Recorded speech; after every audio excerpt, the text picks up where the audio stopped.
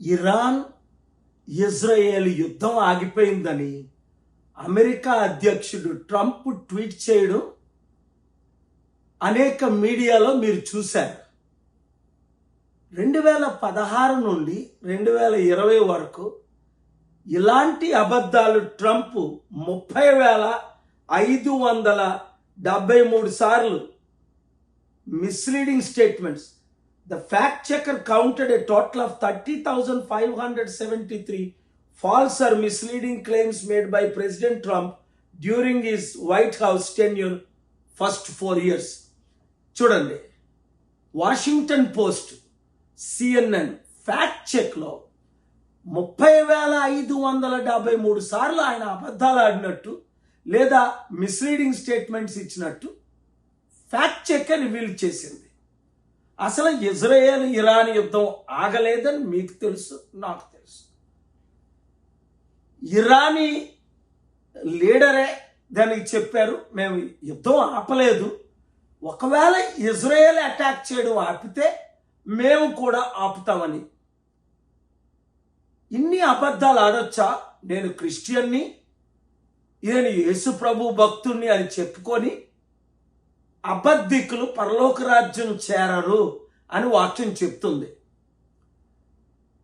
Trump గారు మారేటట్టు మీరు ప్రార్థన చెయ్యండి. అంతకంటే ముఖ్యం, పిచ్చోడి చేతిలో న్యూక్లియర్ వెపన్ రాయిలాగా న్యూక్లియర్ వెపన్స్ ఆయన చేతిలో ఉన్నాయి.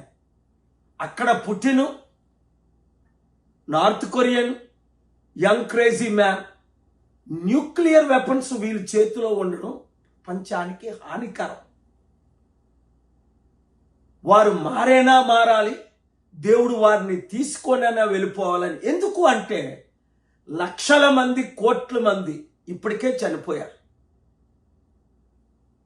నేను ప్రెసిడెంట్ అయితే గంటలో రష్యా యుక్రెయిన్ యుద్ధం ఆపేస్తానన్నారు.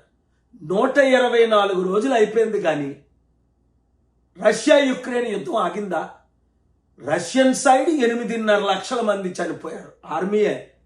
ఇంకా ప్రజలు ఎన్ని లక్షల మందో లెక్కలేదు. యుక్రెయిన్ సైడ్ లక్షల మంది, దాదాపు 30 లక్షల మంది మొత్తం చనిపోయారని. దానివల్ల ఎవరికి లాభం? 2022 ఫిబ్రవరి 1 నుంచి 19 వరకు నేను ఉపవాస ప్రార్థన చేయడం మీకు తెలుసు, యుద్ధం ఆగడం కొరకు. 197 దేశాల్లో 192 దేశాలు యుద్ధం ఆగాలని మనకు మద్దతు ఇచ్చారు. ఎందుకంటే బైబిల్లో blessed are the peace makers అని ఉంది, కానీ blessed are the war mongers అని లేదు. నాకు నోబెల్ పీస్ ప్రైజ్ ఇప్పటికే 5 సార్లు ఇవ్వాలని అంటున్నాడు. దేనికి? ఇరాన్ బాంబు చేసినందుక? అసలు చట్ట ప్రకారం ఒక ప్రెసిడెంట్ ఆఫ్ అమెరికాకి యుద్ధం చేయడానికి, ఇరాన్ బాంబు చేయడానికి కాంగ్రెస్ అనుమతి లేనిదే ఆయనకి ఇవ్వరు. నేను ఎందుకు ఈ విషయం చెప్తున్నాను? యుద్ధం అయిపోయింది కదా అని అందరూ మీరు కామ్గా ఉండకండి. యుద్ధం ఆగలేదు.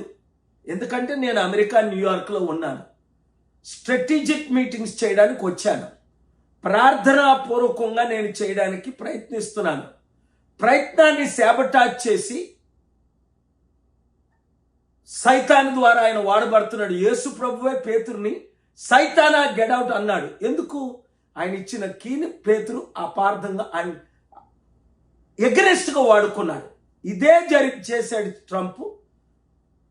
ఇండియా పాకిస్తాన్ యుద్ధాన్ని ఆపానని నేను టర్కీలో ఉంటుండగా 3 సార్లు నేను టర్కీ ఎందుకు వెళ్ళాను?